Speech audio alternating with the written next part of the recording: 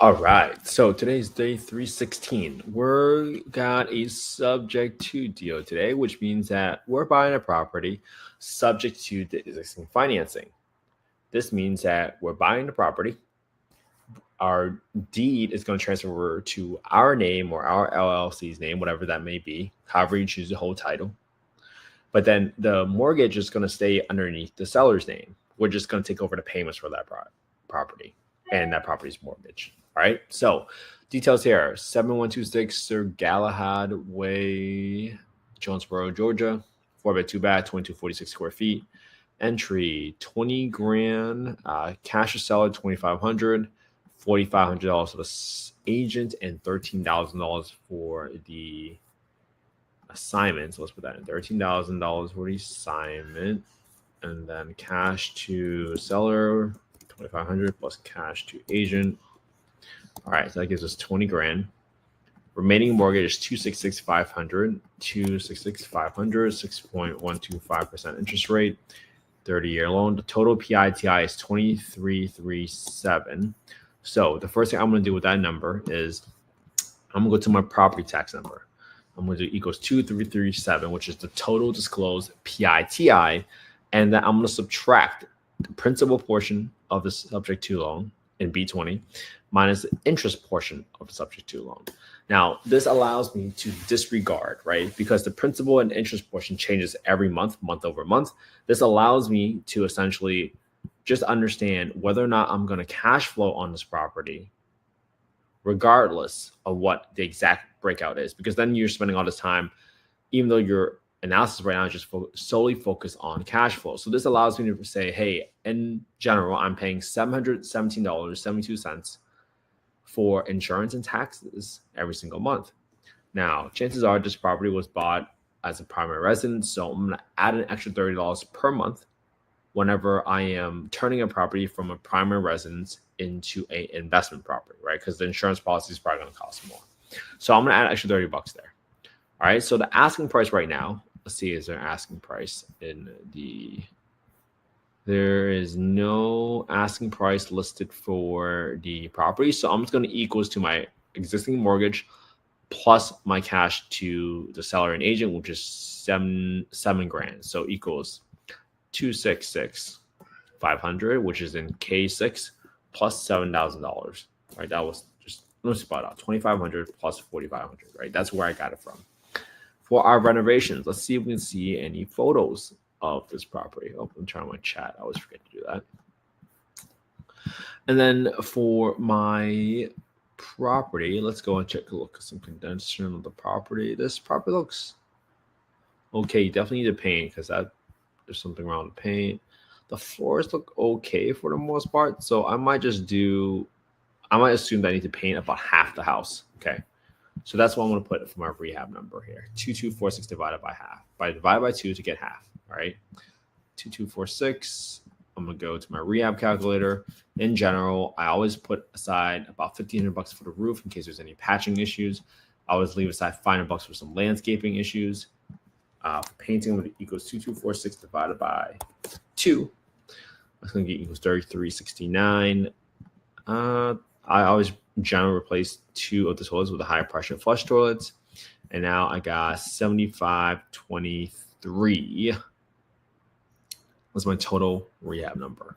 Now, this is in Georgia. And just in case for those folks that don't know, if you guys ever need a contractor out in Georgia, I did bring on a person, a contractor from Atlanta market who also covers Jonesboro right in this episode right here. Let me kind of put this over here. How to estimate home renovation expenses for co-living rentals. Tyler is a contractor in the Atlanta market, and he also does renovations for co-living, which are also known as pad split sometimes in certain areas. And that's just an area where you're converting a property from a 4-bed to a 3, 4, 5, 6, 7, 8 bedroom, right? Especially if there's a garage you can convert to an extra bedroom. Just be mindful. You really, really want to be careful about parking, right, in these areas, because you got to figure out your proximity to public transportation. And then you also got to figure out whether or not there is enough parking for your property. So just keeping that in mind. And you can always check out some of the pad split related podcast that I have on the Affordable Housing Podcast. All right, make sure you check that out. All right, so now that we got all that stuff in place, I need to go get the county, right? Because I want to get the rent ceiling for my property. This is in Clayton County. So I'm gonna go to Google HUD FMR. FMR stands for fair market rents. Click on the first link, and then I'm gonna click on access to small area FMRs. Then click on look up FY 2024 FMRs. I'm gonna go to Georgia, and then I'm gonna Clayton. And now that's gonna give me the rent ceiling by bedroom count, by zip code, and this is in 30236. 30236. And you're going to see that the rent ceiling for a 4-bed is $2,300. Let's write that one down. 30236. 30236. 4-bed. And then it's a 3-bed. 1,900 and 2,300. Now I'm writing down all these numbers because my partners already know how to analyze my deals. So this is just an easy way to go about it. Now, to get my market rate now, I have to compare the rent ceiling against the market rent. And the reason I need to do that is because of a test called the rent reasonableness test, right? If you were to just go and understand that, hey, 2,300 is the rent ceiling, and that's what you think your rent is going to be, chances are that's not going to be the case. Because when I looked at 4 bedrooms, right, and in this scenario for 25 units within a 1.09 mile radius, so it's a 1.1, the average rent is $1,766 and not 2,300. So if you were to guess that you were going to rent out this property for 2,300, you'll be overestimating the rent probably by about $500.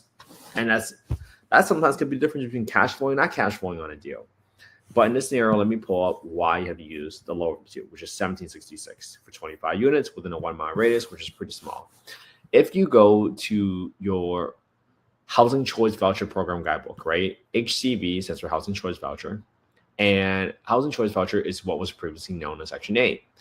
And they rebranded it from Section 8 to Housing Choice Voucher because all the negative connotations and the stigmas associated with Section 8, which is probably better, to be honest.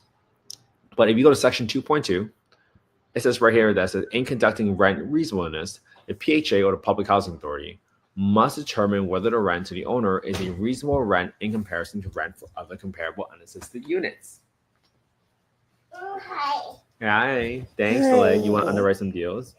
Baby shark. Oh, no baby shark right now. Later, okay? Daddy, baby shark. Okay, later, okay? Baby shark. After Daddy finishes analyzing the deal, okay? Okay. Okay, thank you. Okay, and then in here it says, in conducting rent reasonableness, the PHA must determine whether the rent to the owner is a reasonable rent in comparison to rent for other comparable unassisted units. So obviously size and unit type matters, but when you think about it, there's not that many 4-bedroom apartments out there. So chances are this 1 mile radius for 25 units are probably all single family homes. So I feel pretty confident that this is a reasonable rent to use an assumption for my rental rate. So that's why I'm going to use 1766 for now. Okay. Now I got my numbers in here, right? I got my asking price. I got my renovations, which we estimated together earlier. We got our rent that we just took the lower of the two, right? Based on the rent reasonableness test. We got the taxes and insurance, which we calculated earlier. We got 10% for our maintenance. So this is money we set aside every single month for replacements that we know is going to happen, right? This is the roof that's going to get replaced in 10, 15, 20 years. This is the air conditioning unit that will get replaced 5, 10, 15 years. This is the water heater that will get replaced in 5, 10, 15 years, right? This money doesn't belong to you. So you will be grossly overestimating your profitability because you are underestimating your expenses if you don't have this number in here for your analysis, right? You don't want to get a $20,000 bill to replace a roof 10 years from now and realize that you made no money. So don't be that person, right? Do not be that person. Make sure you have your maintenance in there. Then we got 10% for property management. We got 5% for vacancy. Vacancy is just for people that we know people are going to move out of your house eventually.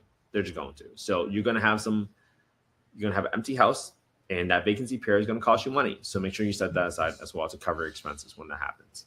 So we got 4 beds, 1766. Our total cash flow is going to be minus $1,043. Hi. You want to say hi? Yeah. Say hi. Say hi. Hi. Good job, Soleil. Doing some numbers. So this property is going to negative cash flow, negative $1,043 a month. So that's not a deal, right, Soleil? Say no deal. No deal. No deal. Good job. So if your exit strategy is Section 8 specifically for long-term rentals, that is no deal. No deal. Good job. All right. And now your purchase price, that was assuming a purchase price of, how do we say no deal, Soleil? No deal. No deal. $273,500, and that was assuming a $7,000 rehab roughly. Yeah. No deal. No deal. And I was assuming your down payment, your entry fee was roughly around $25,000 with a 6.125%. No deal. No deal. No deal. Okay. All right. So this is it. This is why we analyze the deal together every single day. This so that we can practice, right, Soleil? Yes. No. This is why we practice every single day, so that we can figure out whether or not this is a deal for us. Obviously, this is not investment advice. We're not soliciting any investments on this call. We're simply showing the work that we're doing every single day to put in work, put in the process. Yeah. Where? We'll go sleep, okay? Wait for your nap time. 1 second. All right. So if you guys want to copy the spreadsheet, go to affordablehousing.io, click on the Get Deal Analysis tool, and then plug in your name, email, your phone number. That's the fastest way for you to get a copy of the spreadsheet. And this way you guys can just copy my homework, right? Analyze the same deal I analyzed today using the same spreadsheet. And then you can put it on your own YouTube channel at that point in time. Because at that point, you're going to build an undeniable track history and credibility for yourself and the confidence in yourself that you know what you're doing when the time comes for you to pull the trigger. All right. Hope you all have an amazing Sunday. Hope you guys spend some quality time with your family and friends today. I certainly hope you do. All right. Because I know I'm going to spend some time with my kids. All right. So have an amazing day. I'll see you tomorrow for day 317. And just for you that have not seen the latest podcast episode, I just released one with John Chan. He's a private money lender, private money partner. He's lent and partnered with people on over 28 deals with 10 plus Section 8 properties. If you want to think about how he or any private lender might look at a deal and how to protect their investment, make sure you check out the latest podcast right here at That Deal with John Chan. All right. Have an amazing Sunday, everybody. I'll be back here again tomorrow for day 317. Have a good one.